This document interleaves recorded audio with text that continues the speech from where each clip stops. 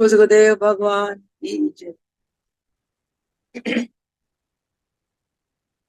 योग योगेश्वर महापुर रामलाल जी,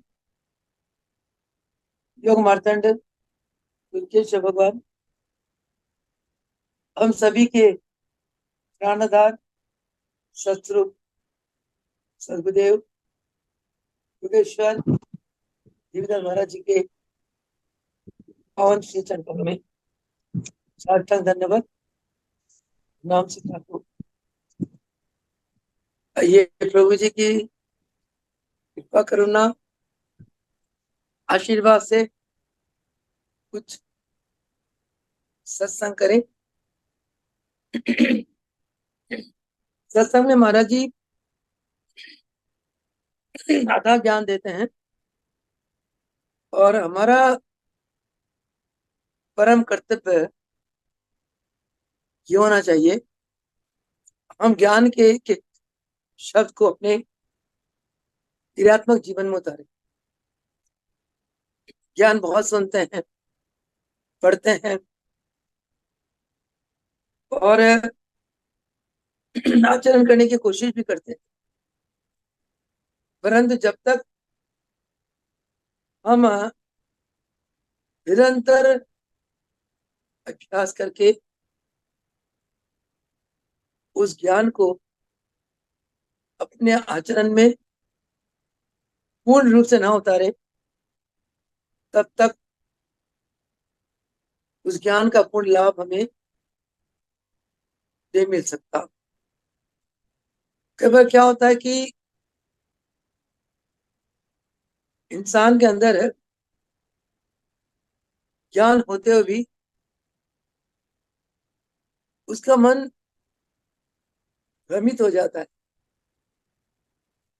जैसे वो अपने भ्रमित मन के कारण अंधेरे में पड़े हुए रस्सी को सर्प समझ बैठता है और डरता रहता है। जब गुरु की कृपा होती है, गुरु उसके अंदर ज्ञान की ज्योत जला देते हैं, यानी कि वो ज्योत क्या है? बाहरी दृष्टि से बल्ब, रोशनी। तब उसे ज्ञात होता करे ये तो रस्सी है, वह साफ समझ के वैसे ही डरता रहा। उसी प्रकार इंसान के जीवन में जब तक इंसान किसी बात की सत्यता को नहीं जान लेता, बात को ऊपर से सुनकर भ्रमित हो जाता है, वो फिर बंदा, वो प्राणी, वो जीव भ्रम में पड़ा रहता, दुखी होता रहता है। ऐसे समय में उसे चाहिए कि अपने मन के उस भ्रम को, उस संशय को दूर करे। ये केवल तभी संभव होगा जब उसका अंतःकरण शुद्ध होगा। शुद्ध अंतःकरण से आप कुछ भी कार्य करते हो, उस कार्य में प्रभु की आपके ऊपर पूर्ण कृपा होती है, प्रसन्नता भी होती है। अगर आप ऊपर से शुद्धता दिखाते हो, अंदर से आपका मन शुद्ध है और आप द्वैत में फंसे हो, तब उस कार्य में प्रभु की प्रसन्नता नहीं मिलती, ना आशीर्वाद मिलता है, ना प्रभु उस कार्य में साथ देते। योग यही बताता है, योग समदृष्टि देता है। जो गुरु का प्यारा है, गुरु का भक्त है, जो संसार के प्रत्येक जीव को गुरु का प्यारा समझता है, उसके अंदर भेदभाव कभी नहीं आ सकती। वो हमेशा हर एक के साथ गुरु की आत्मा समझते हुए सद्व्यवहार करता है। तो कहता ना, कबीरा बुरा देखन मैं गयो, बुरा मूल्य ना कोई, जहां में खोजो अपने आप में, मुझसे बुरा ना कोई। हम अपनी अंदर की जो मैल है, बुराइयां हैं, उसको नहीं देखते और अपने आप को बहुत शुद्ध, पवित्र और बहुत महान समझने लगते हैं। तब हमें दूसरों की बुराई नजर आती है और हम दूसरों के ऊपर क्रिटिसाइज करते हैं, उसके दोषों को ढूंढते हैं, कौन सा दोष है, कौन सा कमी इसके अंदर। अगर हम अपनी बुराइयों को देखते हुए अपने आप को शुद्ध पवित्र बना ले, तो हमें किसी की बुराई नजर ही नहीं आती, तो आ सकती। तो महाराज जी फरमाते हैं कि हमें निरंतर योग अभ्यास करना चाहिए। जहाँ अभ्यास की, साधना की कमी आती है, तो मन एकदम कंट्रोल से बाहर चला जाता है, किसी की बातें सुनकर मन विचलित हो जाता है। विचलित मन जीव को दुख देता है, उसको तनावग्रस्त करता है, वो परेशान रहता है। और जो एक आनंद अवस्था में उसकी तार परमात्मा के साथ जुड़ी हुई थी, वो तार टूट जाती, क्योंकि अशांत मन में परमात्मा का वास कभी नहीं होता। अशुद्ध मन में परमात्मा का वास नहीं होता। मन में, संचय युक्त मन में बात कुछ भी नहीं, तुमने किसी से कोई बात सुनकर तुम्हारे अंदर संशय पैदा हो, ऐसे संचय युक्त मन में परमात्मा की उपस्थिति नहीं होती। परमात्मा ऐसे मन में सुप्त अवस्था में रहते, जागृत होते नहीं।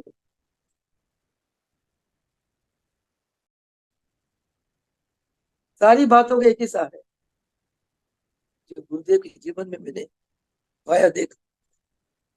गुरुदेव है इतने उच्च कोटि के महान संत,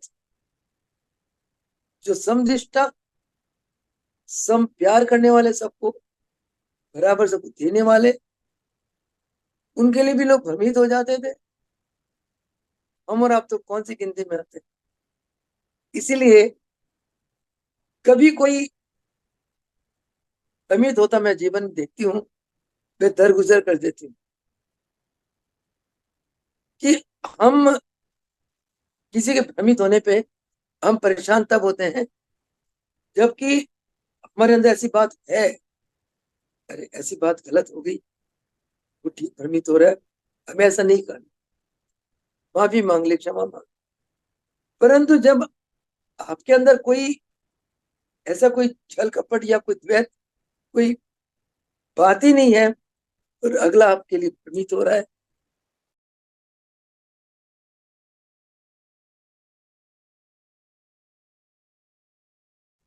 तो प्रभु को प्रार्थना करना चाहिए, प्रभु उसकी बुद्धि अशुद्ध हो रही है, आप उसकी बुद्धि को शुद्ध करो। प्रार्थना करो, ऐसे लोगों पर क्रोधित नहीं होना, हमने ऐसे लोगों पर दया करना चाहिए। महाराज जी फरमाते हैं, कोई भी गलत या नीचता करता है, इंकार में आ जाता है, ऐसे प्राणियों के ऊपर क्रोध मत करो। क्रोध कर लिया तो तुम्हारे और उसमें अंतर क्या रह गया? तुमने काय का त्याग करा, काय का तप करा, काय की साधना करी? तुम अपने आप को संयमित करते हुए उसके उसके लिए क्षमा प्रार्थना करो। प्रभु इसको गलत समझ में भ्रमित हो रहा है, उसकी बुद्धि में अशुद्धता आ गई, तो दया करो, कृपा करो, उसकी बुद्धि को शुद्ध करो। तुम्हारी प्रार्थना पहुंच जाएगी वहां तक और उसकी बुद्धि आपके लिए शुद्ध हो जाएगी। ये एक सुखी और आनंदित जीवन जीने के बहुत सुंदर ज्ञान है जो गुरुदेव देते हैं। कभी भी जीवन में संसारिक बातों में पढ़कर हमने अपने आप को क्लेशित नहीं करना, टेंस नहीं करना। जो मन क्लेशित है उस मन से परमात्मा चले जाते, आनंद में रहता है। आनंदम आनंदम केवलम आनंदम, सतगुरु नामम जपम आनंदम, गुरु शरणम आनंदम, गुरु कृपा आनंद, गुरु भक्ति आनंदम। केवल आनंदम आनंदम आनंदम में रहो, परमात्मा पूर्ण रूप से आपके अंदर कर जाएंगे। महाराज जी फरमाते थे कि मैं इतना गुरु भक्ति में, गुरु के प्रेम में इतना मस्त रहता था, जैसे किसी भगत ने कोई अभिज्ञा कर दी, गलती हो गई, तो मुखरा जी डांटते थे।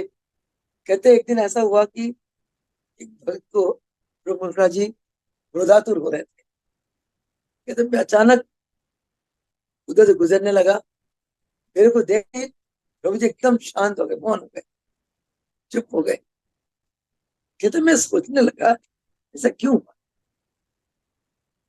कहते बातों बातों में प्रवचन में प्रभु जी फरमाते हैं कि जब कोई अच्छी आत्मा, शुद्ध प्रवृत्ति उच्च कोटि की आत्मा हमारे सामने आ जाती है, तो हम भी उससे उसकी उस एक अवस्था को कायम रखने के लिए हमें एकदम अपना स्वभाव बदलना होता है। कहते भक्त को डांटते डांटते रोज चुप हो गए, हंस पड़े, देव आ गया, चल सेवा बताने लग गए। और उस भक्त को जो कुछ भी उसका पर प्रभु जी कृपा कर रहे थे, बाद में कृपा करी उस पर।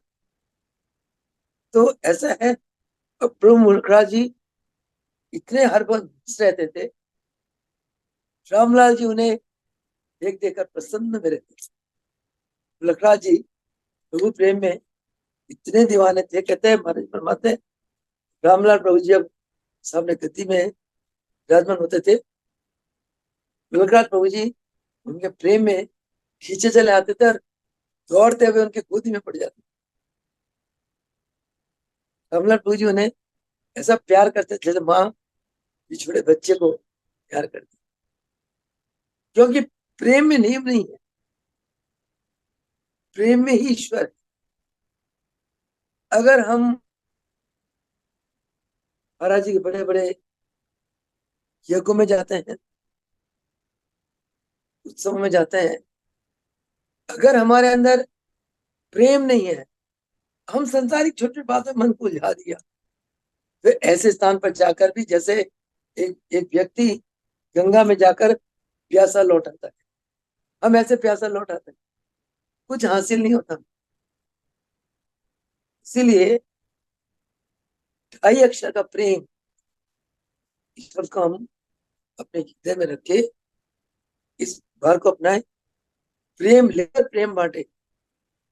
प्रेम की सप्लाई गुरु कर, गुरु हर पल आपके अंदर आपको प्रेम की सप्लाई करते हैं, आप उसे बांटते हो, कितना आनंद मिलता है। जब हम किसी को अच्छाई देते हैं, बुराई देंगे बुराई मिलेगा, सिंपल सी बात है। अच्छा दोगे अच्छा मिलेगा, बुरा दोगे बुरा मिलेगा। तो हम किसी को बुरा क्यों दे, सब भक्ति करने आए हैं, प्रेम में आए हैं। और सबकी हर व्यवस्था की हमने पूरा ध्यान रखते हुए,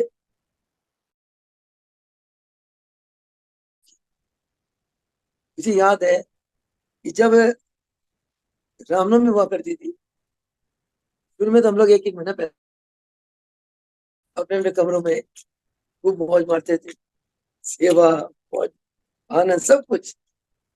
जैसे यानी रामनवमी नजदीक 4 दिन रह गए, मेरे को शशि को मैंने कहना, चलो दहनती शशि निकालो सामान अपने कमरों से। भरत जी कहाँ रखना है, बरंडे में रख दो। एक चारपाई होती थी, उसके नीचे शशि के मेरे बैग अटैच होते थे, यही सो जाना, पड़ जाना।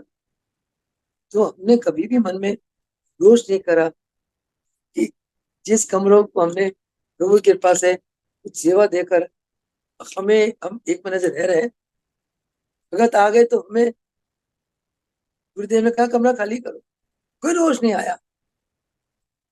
हमारे मन में ये भी नहीं आया कि गुरुदेव आने वाले भक्तों के लिए हमसे कमरा खाली करा रहे हैं, उनके लिए ज्यादा प्रेम है, हम प्यारे नहीं गुरु के। कभी नहीं आया, क्योंकि मैं देखती गुरु की व्यवस्था है, वो इतनी महान शक्ति के मालिक है, उनने सारे समाज में व्यवस्था देनी, हम तो उनके अंग संग है।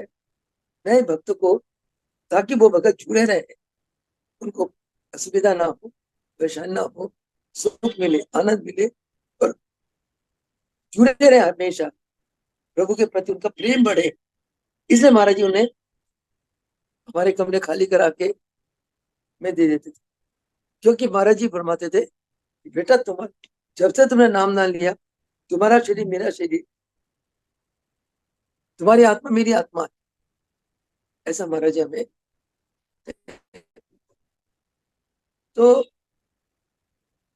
ये बातें दिल के तख्तों में लिखी है। जैसे यज्ञ है, तुम्हें तप करना, तुम्हें त्याग करना, हर पल आने वाले भक्तों की सुख की तुम्हें ध्यान रखना है। भक्त को अच्छी तरह व्यवस्थित स्थान मिल गया, भक्त भोजन की व्यवस्था, तो परेशानी तो नहीं है। हर प्रकार से भक्त को सेट करके उनको पूरा सुख सुविधा तुमने सप्लाई करना है, और तभी जाके तुमने अपनी निद्रा लेनी है, शाम लेना है। तो ऐसे संस्कार गुरु ने हमें दिया।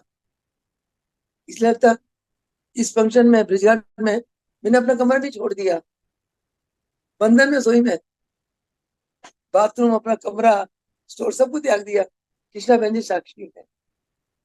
गन्ना जी मीनू के लिए कमरा नहीं मिला, होटल में उन्होंने कहा बुक कराओ, होटल में प्रॉपर कमरा नहीं मिला।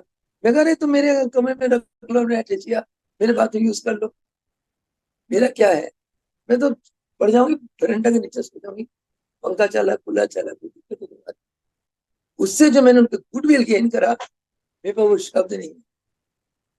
जो जो भक्त आए, उनको जो व्यवस्था दी गई, चाहे उन्होंने कमरों के लिए पैसे डोनेट करे नहीं करे, मैंने वो नहीं देखा। ये प्रभु जी के कमरे, प्रभु जी का आश्रम है, प्रभु जी का स्थान है, प्रभु जी के भक्त है, जहां मुझे मेरे जिसका जो व्यवस्था देगा, एट ए टाइम डिसाइड करा, जो प्रभु ने प्रेरणा दी वो कर दिया। यज्ञ में मेरा अपना दिमाग नहीं चलता, मैं सच्ची बताऊं, ना मेरी बुद्धि काम करती, ना मेरी शक्ति काम करती। यज्ञ आरंभ होते ही, जैसे स्थान पहुंचते, बाबा चलाता है, मेरी प्रेरणा वो देते हैं, बुद्धि वो देते हैं, शक्ति वो देते हैं, कार्य वो कराते हैं, सारा ब्रह्मांड का व्यवस्था वो करते हैं। जैसे वहां से रो आती, प्रेरणा आती, वैसे तो करते जाते।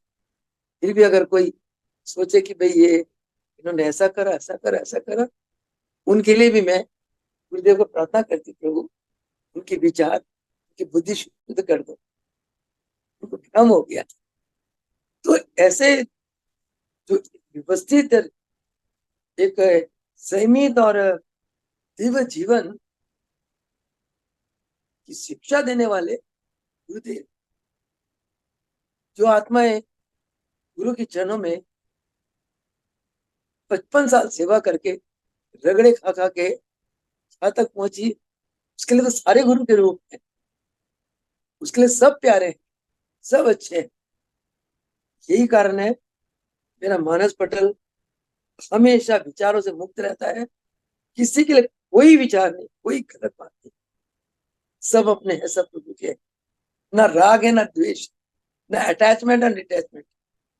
जहाँ अटैचमेंट होती है वही डिटैचमेंट होता है, जहाँ अटैचमेंट डिटैचमेंट होती है, राग द्वेष, वही संसारी बातें आ जाती है। इस मस्तक में तो सिवा गुरु के चरण, गुरु का प्रेम, गुरु का स्वरूप, उसका ज्ञान, उसकी बातें, लीलाएं, आदे, इसके अलावा इस मस्तक में कुछ नहीं रहता, फ्री रखती हो अपने आप।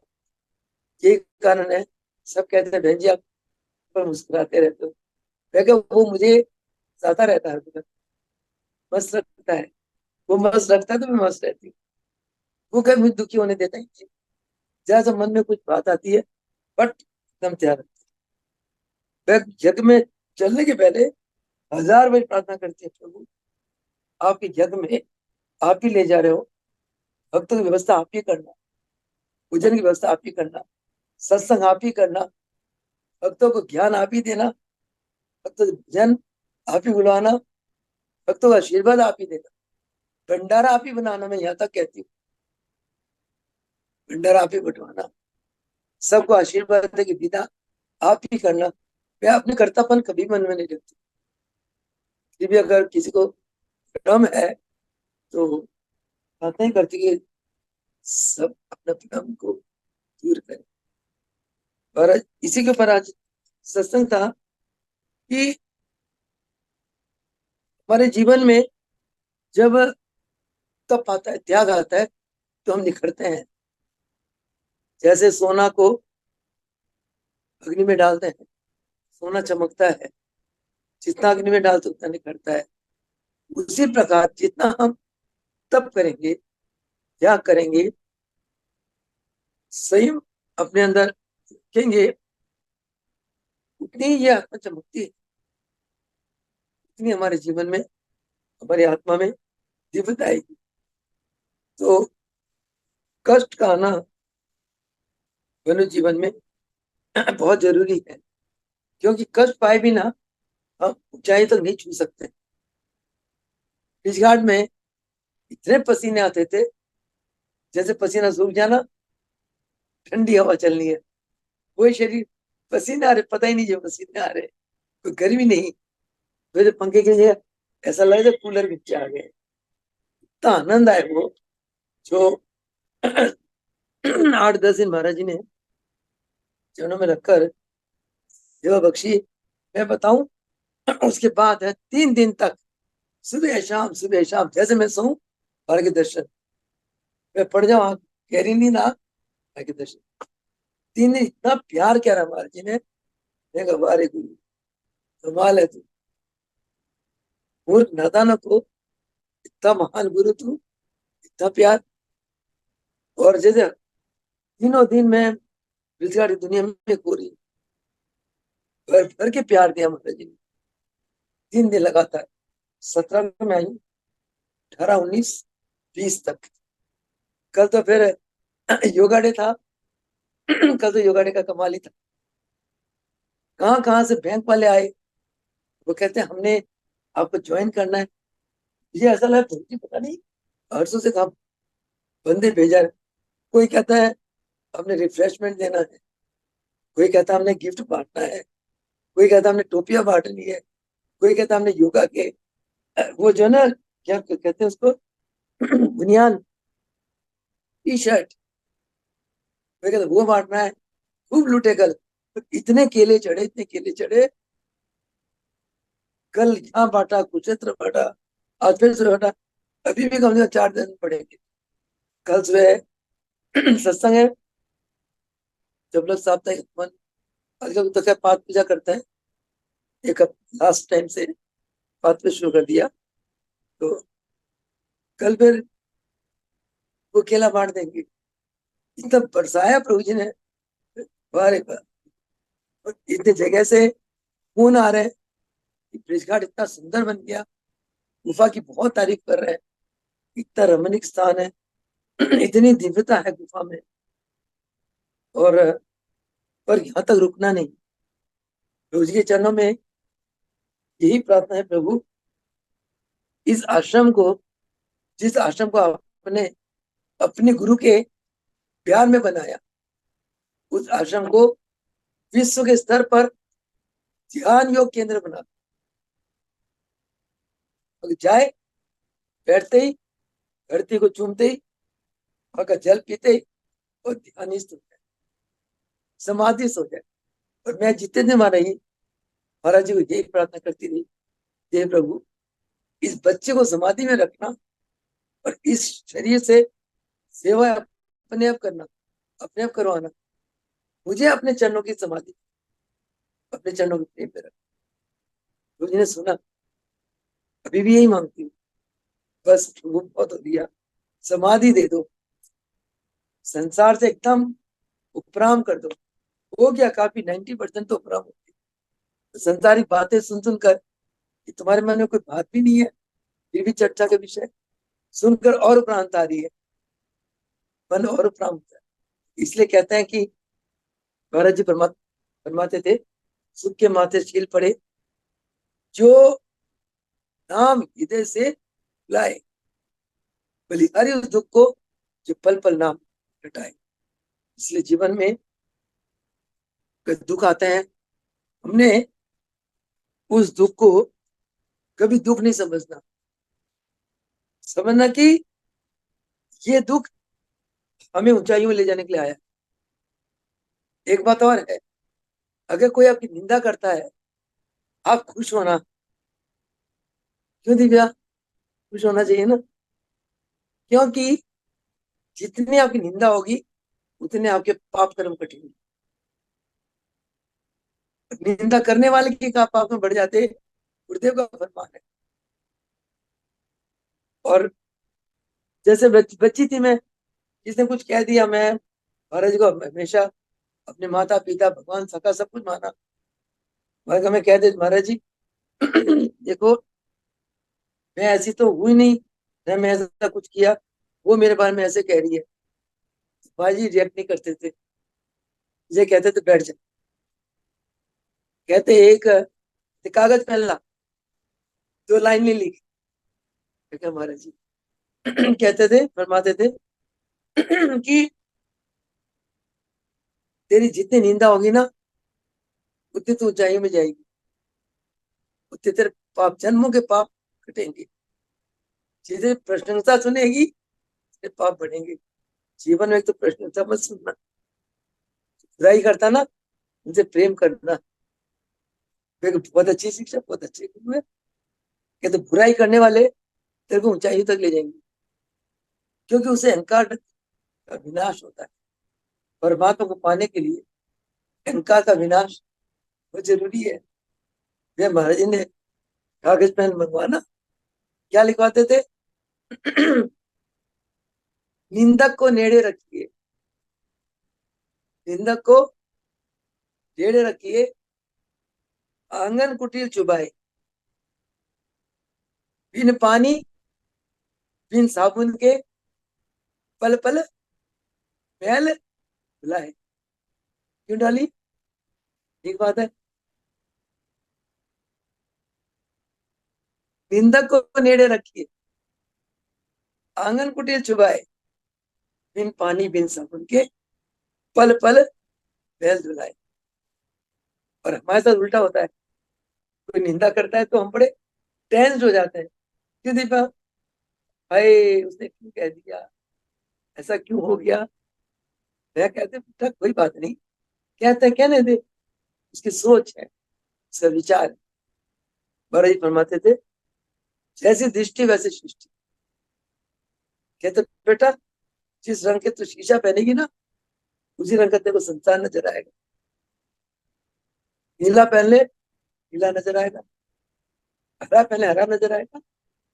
कसूर तो संसार के नहीं ना, कसूर तो दृष्टि का है। कहते ये दृष्टि दोष को तो निकालना है, कान के दोष को निकालना है, वाणी के दोष को निकालना है, तभी तो अंतकरण शुद्ध होगा। अंतकरण शुद्ध हुए बिना तुम परमात्मा को नहीं पा सकते। परमात्मा को तो हम मानते हैं, बहुत मानते हैं, क्योंकि शक्तिशाली है, शक्ति को नमन है, सब मानते हैं। परंतु उसकी कोई कोई मानता है,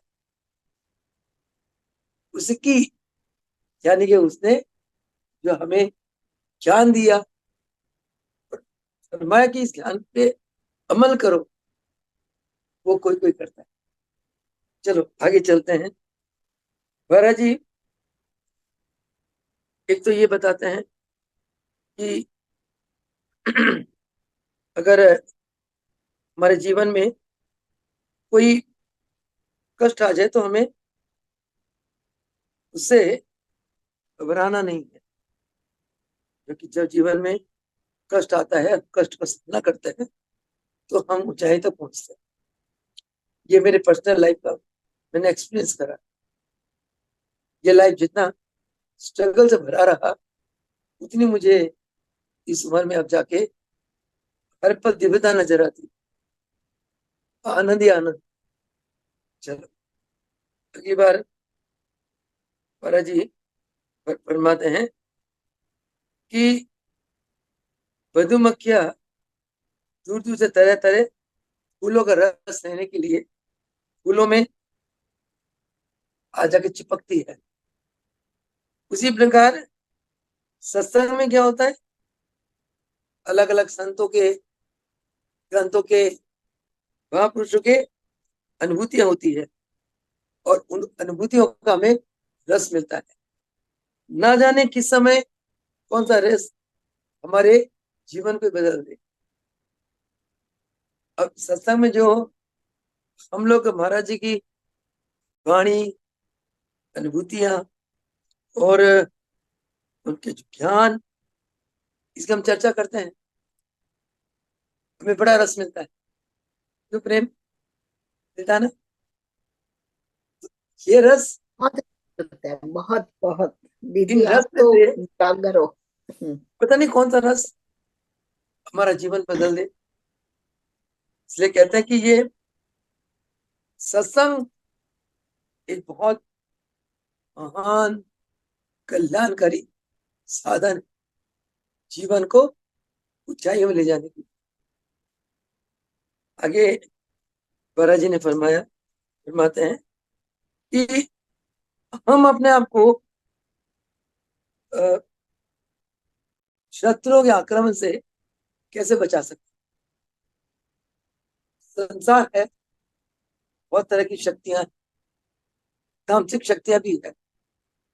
तामसिक शक्तियां हमें आक्रमण करती है, हमारे अपने कर्म ही आक्रमण करते हैं। कर्म हमें तन का दुख देते हैं, मन का दुख देते हैं, परिवार का दुख देते हैं, कुछ भी कष्ट आ जाता है अपने कर्मों के कारण। तो कहते हैं कि जैसे भगवान ने बिच्छू को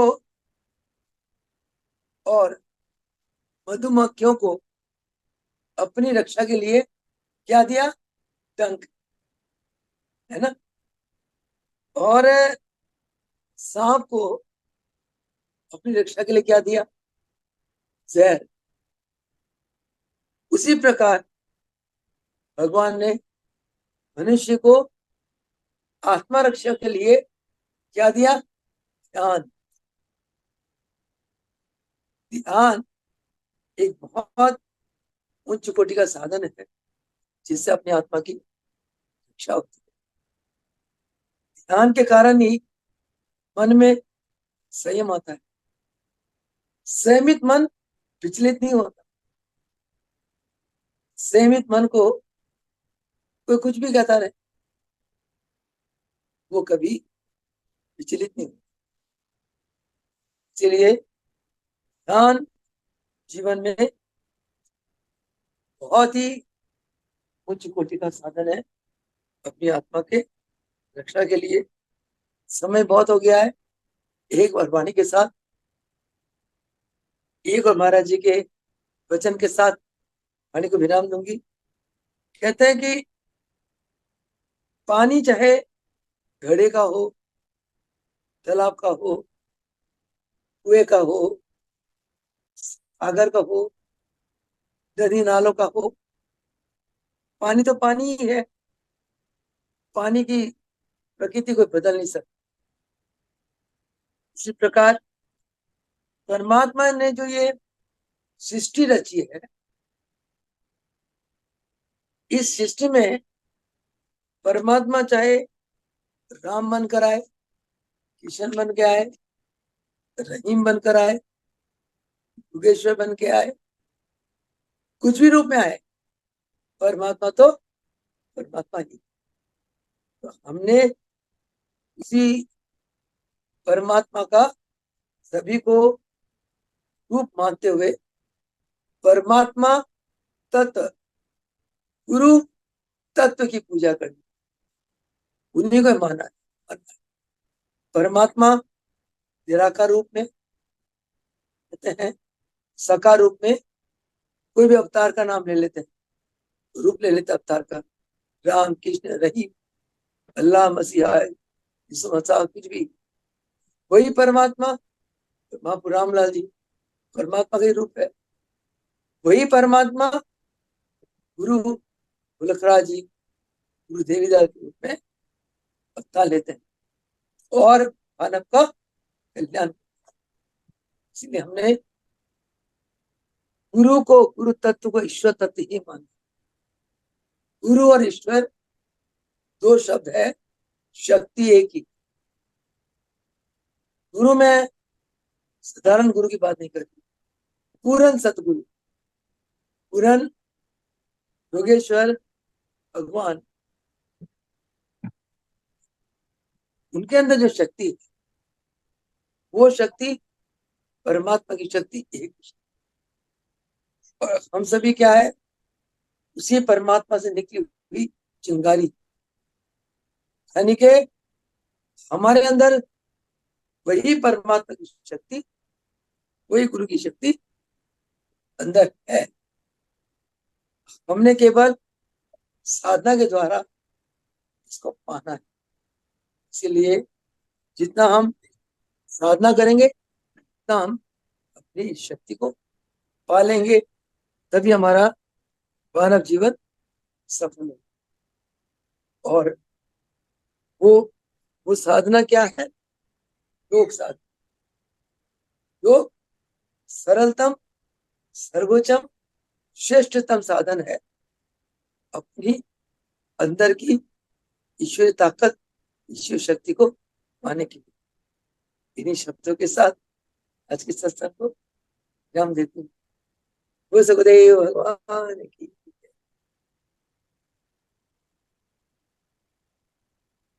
योगेश्वर महापुर रामलाल जी की जय, मुल्केश्वर भगवान की जय, सतस्वरूप देवलाल भगवान की।